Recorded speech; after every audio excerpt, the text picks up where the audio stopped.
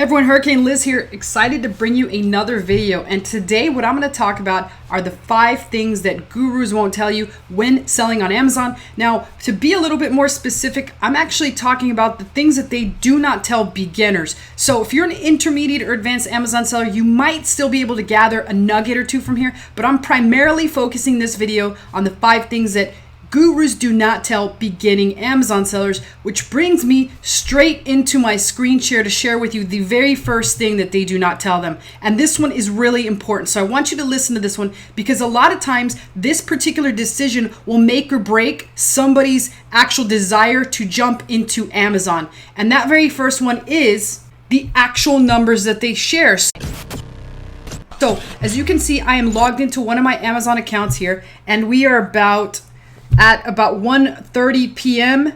Eastern time. And so far this particular account, which is a drop shipping account, it's not a private label account. However, I do have several of those. This one is at about $452 in sales. A total number of 7 units have been sold at about $90.58 per unit. So sounds exciting, right? This one will probably finish at about between $1,000 to $2,000 in sales by the end of the day. As you can see, last week, this particular actual account finished at $1,480.89 in revenue. And that is the key word here that we're talking about. It is revenue. So what you want to pay attention to is that anytime somebody shares with you the screenshots for what they did on Amazon in a single day, a weekly day, a weekly day, I just made that up, or on a monthly basis, that number is the revenue. So what does that mean? Revenue is the total amount of sales in general. So for example, if we're selling a $30 item and we sell 10 of those, our total revenue is $300. That does not mean that at the end of the day, I put $300 in my pocket. If it did, that would be awesome. But every single product, whether you sell drugs and or you sell baby teething rings, is going to have a cost of goods, which is the price that you get from the manufacturer. So for example, if I'm selling a baby teething ring at $10 and my actual cost from the manufacturer landed, meaning it ships to Amazon, it gets there, it's ready to sell, and it's $3, then my actual sales, if I was to sell 30 units, would be $300 in revenue. But with Amazon fees and everything like that, we're looking at more or less a margin of about 35%, which means that for every dollar that we sell in sales, we get about 35 cents in profit. So at the end of the day, and again, you might need to check my math on that, but here's the way it kind of works out. If we have a 30% sales margin that's 452, we would multiply the 452 times 30%, and that would be our true profit, which would come out to about 130. But this is a drop shipping store. So the drop shipping margins are much thinner. And what that means is that at the end of the day, I put a lot less money in my pocket. It kind of sort of comes around to 10% after all fees. So that means that on this total so far, if I'm at $452 on the day, I've so far pocketed $45, which doesn't seem like a lot, but by the end of the day, that $45 will probably be about $135 to $150 based on this $1,480 that I make. And that's not bad at the end of the day for a store that sits there and makes money by itself. So again, when the gurus show you their screenshots, keep in mind that is revenue, that is not profits. You have to assume that their margins are between 20 and 40% to get a true idea of how much money they actually made. So don't get too excited and don't just sell your house in order to jump into Amazon. Which brings me to the number 2 things that the gurus do not tell you about the Amazon business model, and that is how to properly select products. So I'm going to use Market Intelligence by Viral Launch in this particular example, and I'm also going to use Jungle Scout. So you can use any actual tool that you prefer to do this actual research, but what I'm going to show you is an example of a product that I actually found in another video. And that product, let's jump straight over to it by going right here to the Market Intelligence thing, is an actual product called a charcoal bag. Now, is a charcoal bag for deodorizing shoes or something like that? I'm just going to search charcoal bag and see what pops up there. And I'm also going to go over to Amazon and let Amazon tell me what is hot in the charcoal niche, which is actually a really hot niche. Charcoal air purifying bag. If I click on that, you're going to see what I'm talking about. And you're going to see these funky little gray bags. These could be drugs for all we know, but these gray little bags are selling for a lot because they purify the air organically. And so if we look at the numbers by clicking on the Jungle Scout Chrome extension, we're going to see that on average, there is a lot of money being made in the niche, which brings me to the number 2 point. Most gurus will tell you to take a look at a certain number of criteria. That criteria is surrounded by just one keyword. And what I mean by that is if I'm going to verify that this niche is good, typical gurus will say, search charcoal air purifying bag.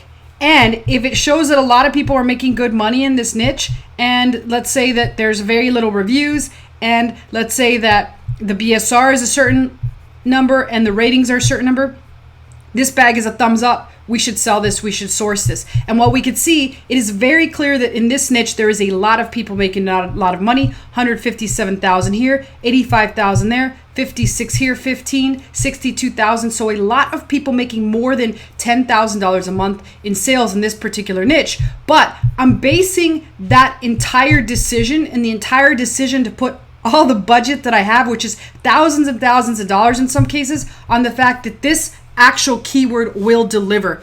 Keep in mind, you are competing with dozens and dozens of other sellers that are actually also targeting this keyword. So it is a never-ending battle to gain the crown for page 1 supremacy. So what I want you to realize is that from this point forward, don't just base your entire decision to source a product on one keyword. Look for other keywords that actually exist in the niche. And in order to do that, you will need a keyword research tool. Now, again, I like to use market intelligence. I don't really know if Jungle Scout has it. I do have a link for both in the description. So if you decide to get either one, yes, this supports the channel, but they are absolutely necessary, in my opinion. If you're going to do Amazon, you need at least one or the other. So what I'm going to do when I jump over here is I'm just going to grab this keyword that Amazon says is the most popular keyword for charcoal. I'm going to paste it in here and I'm going to let market intelligence take it away and tell me and spit back a bunch of keywords that relate to this actual word. And we're going to be able to actually order them by the amount of volume searches that they get on Amazon.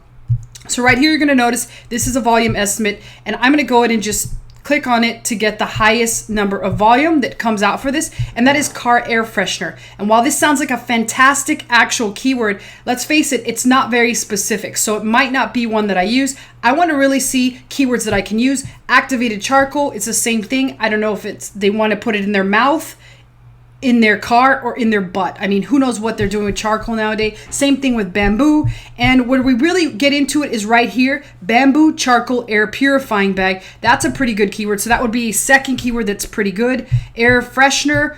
There's a lot of them that don't really relate to what we're looking for. So what we can do to really find those is we can look at the priority score and order them.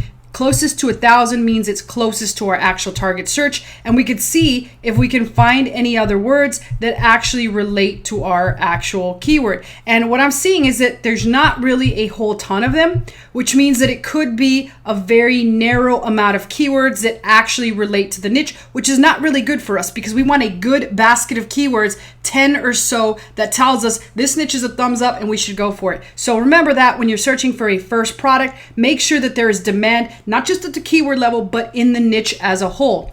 And that brings me to number 3 things that the gurus don't tell you. And that thing is related to sourcing products. And the way that I like to get a quick quote, which is absolutely almost necessary in order for you to calculate numbers, is by using Alibaba. But I don't message people one by one, which most people show you.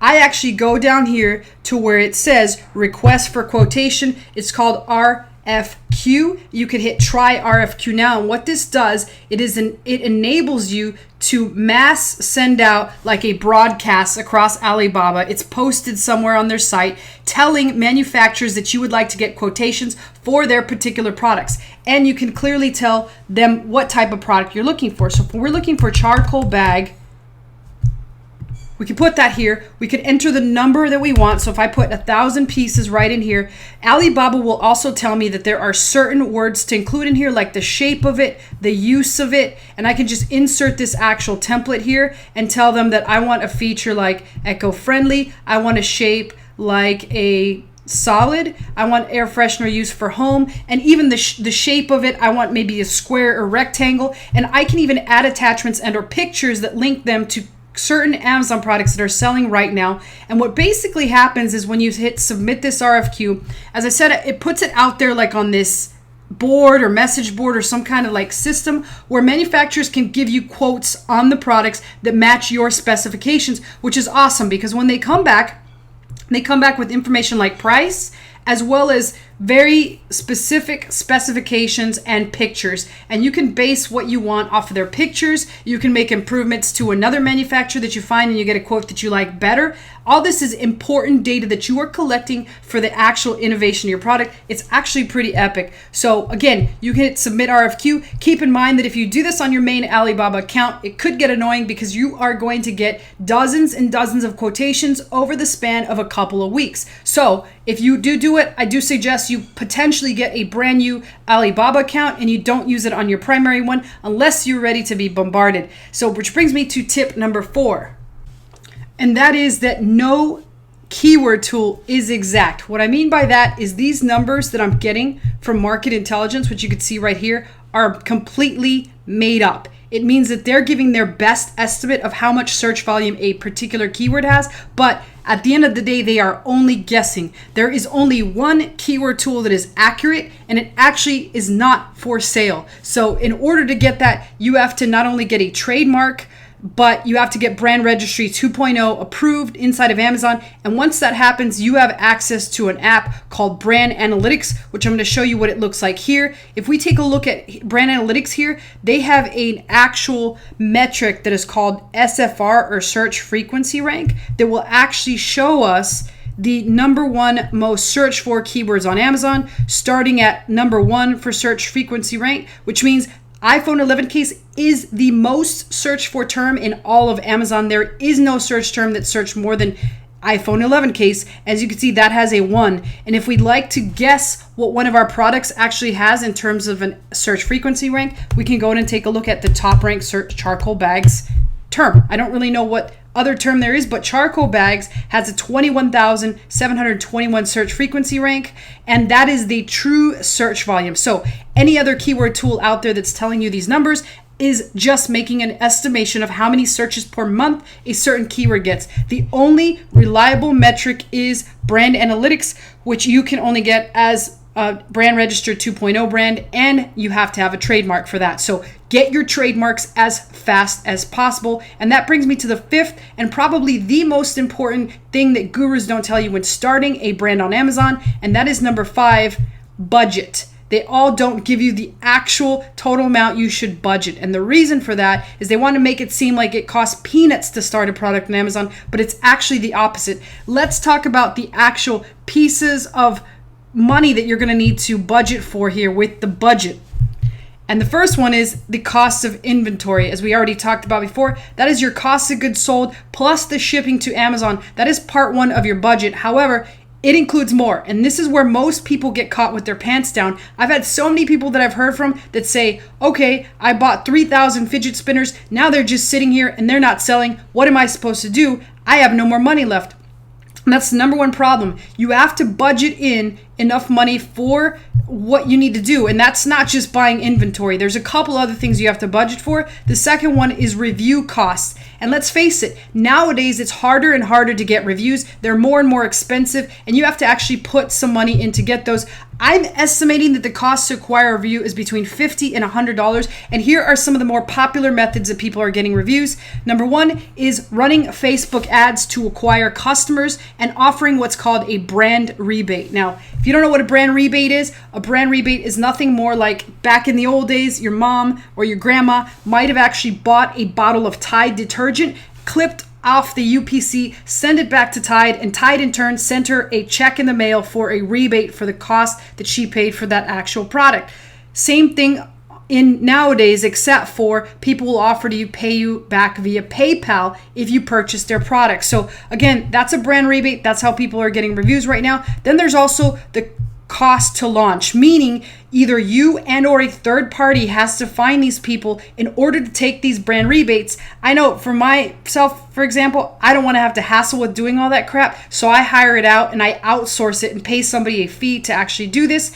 services like Market Intelligence have this option, as well as a bunch of other ones out there. But I pay a third party to go out there and find people to take my product in exchange for just buying the product. You can't really ask them for a review anymore. It's against the Amazon terms of service. However, people still do that and it still works. So once again, when you're figuring out what your true budget is, think of these additional costs you're going to incur, not just inventory. You're going to have to pay for reviews. You're going to have to pay for launch. And lastly, the one that I do not have on here, but it's optional, that is the cost of advertising on a month-to-month basis. So that's pretty much it. Those, again, are the 5 things that the gurus won't tell you when you're building a brand on Amazon or getting started on there.